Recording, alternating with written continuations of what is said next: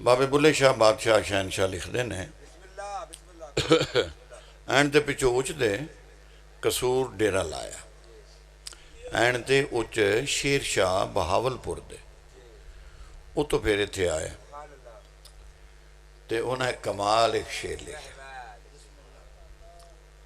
हूँ मैनू तो वजह होया पाया जी मैंने याद है जिस तुम सुनोगे तो भी आ जाएगा। वो आंदे ने कि हज भी कीती जाना है ते लहू भी पीती जाना है।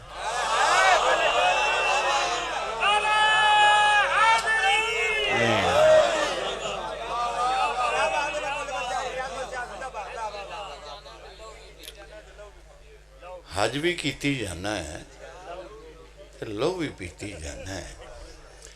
खा के माल यतीमां दा भज मसीती जाना है।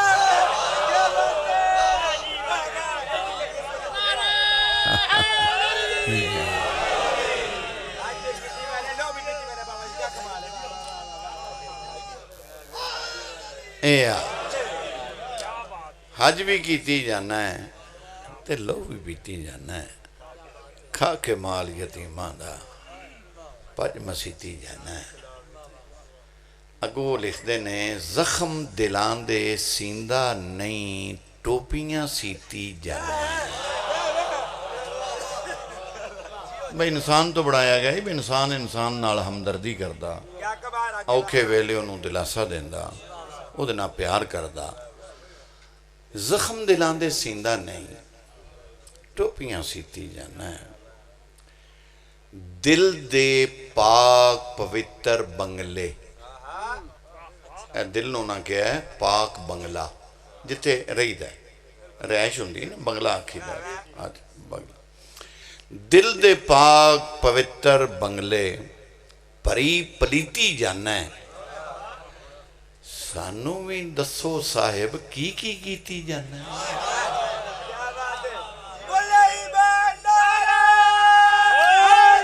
है।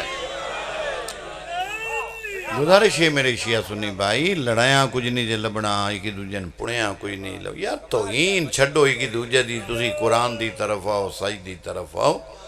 की शिया ते की सुन्नी मैं नहीं समझ आई भी तुहाडी लड़ाई केड़ी गल दी है। मुल्क एक के हुकूमत एक के खुदा एक के रसूल एक के कुरान एक के काबा एक के।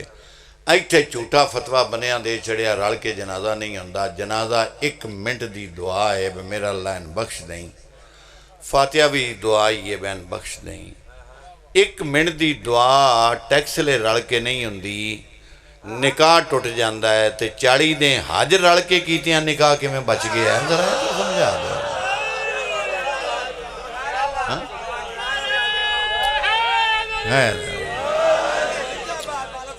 निकलो है फिरके फुरके की कैद चो निकलो यार। आजाद सां लवो नफरत दियां बारियां बंद करो मुहब्बत की बारी खोलो। की हज की है तारीफ हज की है।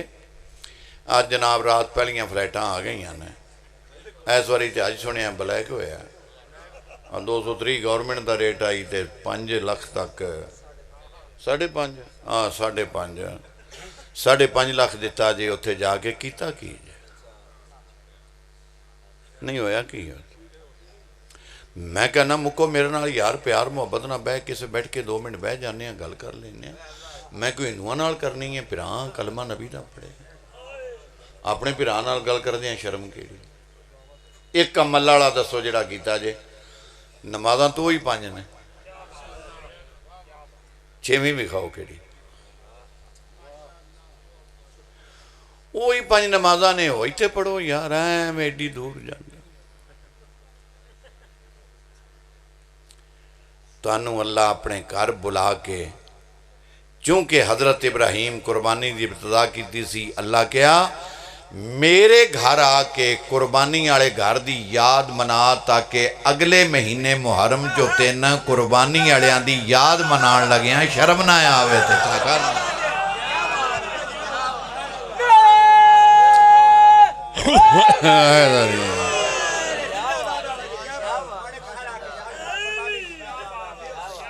याद मनान जाइदा है हज़रत इब्राहीम अलैहिस्सलाम। तो जनाब चढ़ गया जहाज से उत्थे उन्हें कहा भी अब उसकी चेयरमैन पर कर ਚੱਲ ਇਹ ਬਾਟਾ ਸਰਵਿਸ ਦੀ ਜੁੱਤੀ ਵੀ ਲਾ, ਇਹ ਕੋਈ ਪੈੜੀ ਜੀ ਚਪਲੀ ਕਮਜ਼ੋਰ ਜੀ, ਪੈਰ ਵੀ ਨੰਗਾ ਸਿਰ ਵੀ ਨੰਗਾ, ਇਹ ਦੋ ਚਾਦਰਾਂ ਨਹੀਂ, ਆਪਣਾ ਪਰਦਾ ਕਰ ਲੈ ਬਸ, ਉੱਥੇ ਧੁੱਪੇ ਬਹਿ ਜਾ।